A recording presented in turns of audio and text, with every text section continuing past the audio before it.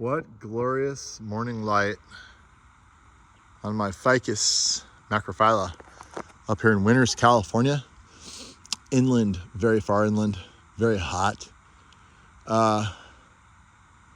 don't really get too much frost, I have to admit that. So maybe this is non-representative of most inland climates, but we have a crazy anomaly with these hills where the frost just drains right off. Got all kinds of goodies growing here, avocados, everything else. But anyway, I always wondered, like, how would a Ficus macrophylla do? And here we have one right here, and we're finding out. It's been, I don't know how many years since I built this little circular thing here. I put some agave Mateo here. This is a hybrid agave discovered down in San Marcos Gardens. What I like about it is it's totally succulent, and it looks like a grass because it spreads all over. The idea here is to plant something that won't need any water ultimately. And and that goes with the Ficus macrophylla as well. So people wanted me to give an update on this tree. It's doing great. Okay, and I told the guys, I'm like, don't give it any more water. Just see what it does. Seems pretty healthy. So this will be the first summer with no water. Let's just see how it goes, But we've got one down at the I guerrilla garden planted one down at the nursery in the median where the city's median is. And we don't water that one at all anymore. We water for a couple of years, and it's growing. It'd be probably aggressively growing if you watered it, but it's growing really well. Nice, even pace. And this one here, I can see it getting, big, forming shade around this whole sort of semicircular area. But there's no need to make it grow super fast. So let's just cut down on the labor. There's no irrigation out here, so it's gonna be pretty hard to dig a trench. So we just hand watered it for a while, but now it's off. It's on its own, and it's sailing. Now, one thing you'll notice here, it's so bright up here. It's like Phoenix up here. It's just so incredibly bright. The sunlight, I don't know what it is, like lack of atmosphere. But I was wondering, who knows why places like Phoenix are so bright, and here, this is only 50 miles from San Francisco, and it just seems like it's just so bright. Maybe it's all the reflection off of the grasses, kind of like snow reflecting.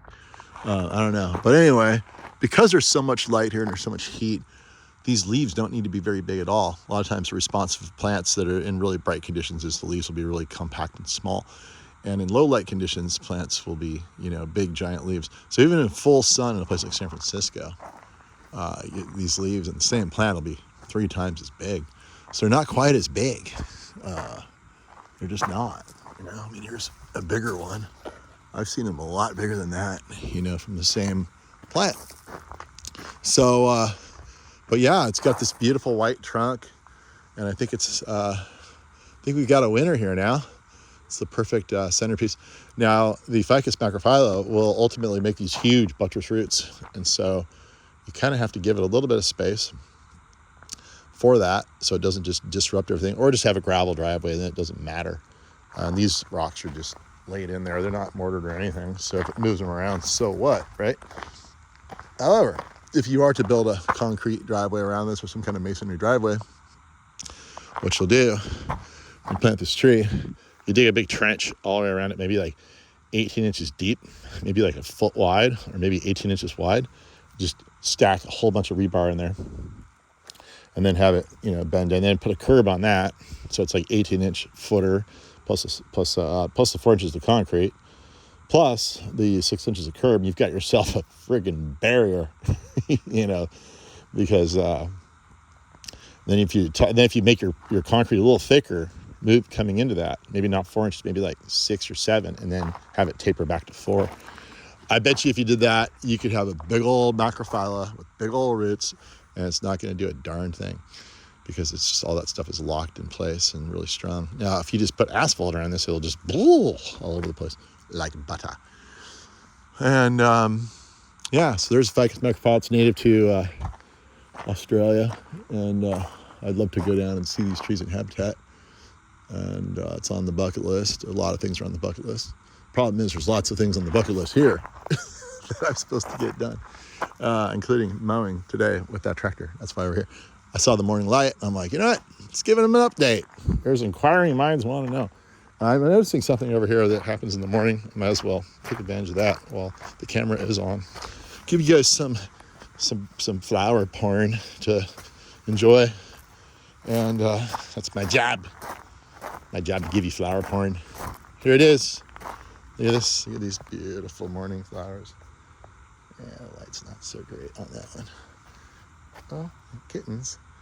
That's how you avoid rats. Don't fix your cats on the ranch. Some people might frown on that, but that's what we do here. And they're on their own. Yeah. Look at that. Isn't that pretty? Just can't have enough of them, right? Are you a rat catcher? Who are you? Hello. Hello. Hi. What's your name? What's your name? You're a kitty.